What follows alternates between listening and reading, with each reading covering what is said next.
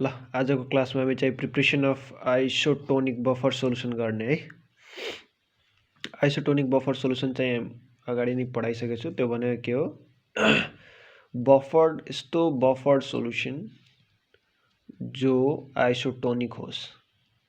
Isotonic कोसँग त हाम्रो ब्लडसँग। जति ब्लडको पीएच छ त्यति पीएच हुनु पर्यो। जति ब्लडको अस्मोलारिटी छ, अस्मोटिक प्रेसर छ, त्यतिकै अस्मोटिक प्रेसर हुनु पर्यो। अनि एलोङ विथ त्यति % अफ कन्सन्ट्रेसन हुनु पर्यो। कन्सन्ट्रेसन अफ के त सोलुटको। ओके, यो तीनटा कुरा मिलेपछि अनि मात्र हामी आइसोटोनिक बफर सोल्युसन भन्ने गर्छौं। यसले चाहिँ सेलको स्वेलिङ हुन दिँदैन, इभन न सल्भेन्टहरुको मोमेन्ट गराउँछ, न सेल ब्रस्टिङ, न सेल राइसिस, इरिटेसनहरुबाट प्रिभेन्ट गर्छ। यो सब एप्लिकेसनहरु थियो र युजेसहरु थियो अनि प्यारेन्टल प्रिपरेसन बनाउनमा अनि यसको फाइदाहरु थियो। त्यसपछि आज हामी त्यसको प्रिपरेसन गर्ने, कसरी प्रिपेयर हुन्छ आइसोटोनिक बफर सोल्युसन। सबभन्दा पहिला हामी the drug and other ingredients are dissolve in water. Beaker लिने, बिकरमा ड्रग प्लस इन्ग्रेडिएन्ट्सहरु राख्ने। ड्रग आउँछ अनि अदर इन्ग्रेडिएन्टहरुमा के हुन्छ, जस्तै कि फ्लो प्रोपर्टी राम्रो हुन लागि, अनि त्यसपछि त्यसको सेल्फ लाइफ बढाउनलाई अनि हामी राख्छौं न प्रिजर्भेटिभहरु, त्यो सबै अदर इन्ग्रेडिएन्ट्सहरु राख्ने। त्यसपछि पीएच त्यसको डिटरमाइन गर्ने। पहिला ड्रग र इन्ग्रेडिएन्ट राख्यो अनि त्यसपछि the pH of a solution is determined and adjusted to the desired value.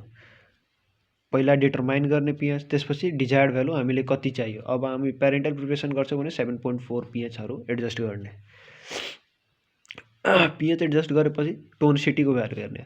The tonicity of a solution is calculated. पहिला टोनिसिटी क्याल्कुलेट गर्ने अनि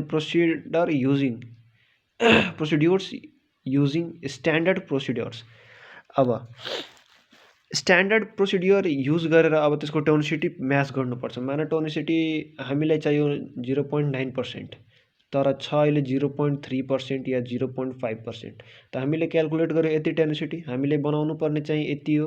त त्यसको लागि के गर्नुपर्छ, एउटा टोनिसिटी सोल्युसन बनाउनु पर्छ। त्यसैले अब के गर्ने, त्यो टोनिसिटी एडजस्ट गर्नलाई अर्को सोल्युसन बनाउने। The amount of sodium chloride use गरेर to adjust the tonicity is calculated.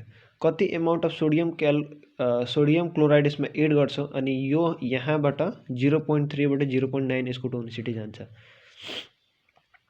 त्यो बनाउने, त्यो अमाउन्ट क्याल्कुलेट गर्ने अनि त्यसको सोल्युसन बनाउने अनि त्यसमा राख्ने। The required amount of sodium chloride is added in the solution so that the final solution becomes isotonic. अब क्याल्कुलेट गरेपछि त्यहाँ राख्दिने अनि यतिको अमाउन्ट यतिको टोनिसिटी बनाइदिने। इन केस अब 0.9 बनाउनु थियो तर ड्रगको कन्सन्ट्रेसन मिलेन, अनि त्यसपछि हामीले ड्रगको कन्सन्ट्रेसन मिलाउनलाई आइसोटोनिक सोल्युसन बनाउने प्लस ड्रग पनि हुनु पर्यो। ड्रग विथ आइसोटोनिक यस्तो प्रिपरेसन बनाउने अनि त्यसमा चाहिँ ड्रगको भोल्युम अब मेन्टेन गर्नलाई isotonic diluting solution is added for maintaining the drug concentration. दिनुपर्ने छ एक दिनमै 10 mg। अहिले हामीले बनाएको 0.9% आइसोटोनिक भयो र बफर्ड पनि मिल्यो, तर 10 mg मिलेन, 0.9 mg मात्र गइरहेछ। त 1 mg बढाउनलाई हामी के गर्ने, भोल्युम एडजस्ट गर्ने। अनि भोल्युम एडजस्ट गर्नलाई यस्तै सोल्युसन बनाउने, आइसोटोनिक बफर सोल्युसन बनाउने अनि त्यसको भोल्युम एडजस्ट गर्ने। त्यसैले यहाँ भन्छ desire amount of dosage form बनाउनलाई एक्स्ट्रा कन्सन्ट्रेसन एड गर्ने।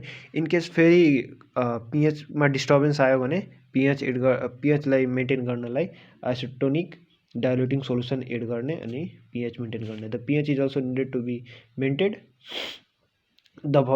Then buffered isotonic diluting solution is added to make the desired volume. यसरी हामी आइसोटोनिक बफर सोल्युसन प्रिपेयर गर्यो। कसरी, पहिला ड्रग प्लस इन्ग्रेडिएन्ट राख्ने अनि त्यसपछि त्यसको पीएच डिटरमाइन गर्ने, पीएच मेन्टेन गर्ने, आइसोटोनिसिटी डिटरमाइन गर्ने, आइसोटोनिसिटी मेन्टेन गर्ने। त्यसपछि आइसोटोनिसिटी कसरी मेन्टेन गर्ने, सोडियम क्लोराइडको प्रिपरेसन बनाउने, क्याल्कुलेट गर्ने सोडियम क्लोराइड कति राख्नु छ,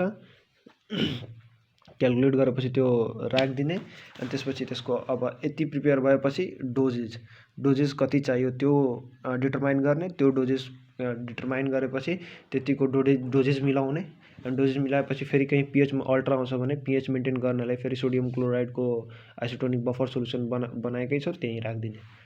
लास्टमा हाम्रो आइसोटोनिक बफर सोल्युसन प्रिपेयर हुन्छ। यो त हाम्रो प्रिपरेसन भयो। अब चाहिँ osmosis पढ्नुपर्ने छ र osmotic प्रेसर पढ्नुपर्छ। osmosis भनेको के हो? Moment of water molecules or solvent। Water molecule के हो? सॉल्वेंट। तो मोमेंट ऑफ वाटर मोलिक्यूल और solvent through semi permeable membrane. Permeable membrane. Osmosis भनेको मोमेंट अफ वाटर मोलिक्यूल और solvent through the semi permeable membrane from the lower concentration of solute to the higher concentration of solute। अर्थात एउटा मैले membrane बनाएँ, पहिला जार बनाएँ, त्यसभित्र एउटा सेमी पर्मिएबल मेम्ब्रेन बनाएँ। यो चाहिँ हाम्रो सेमी पर्मिएबल मेम्ब्रेन छ। यहाँ चाहिँ हामी सोलुटको कन्सन्ट्रेसन धेरै राखेँ अनि वाटरको कन्सन्ट्रेसन, वाटर र सोलुटको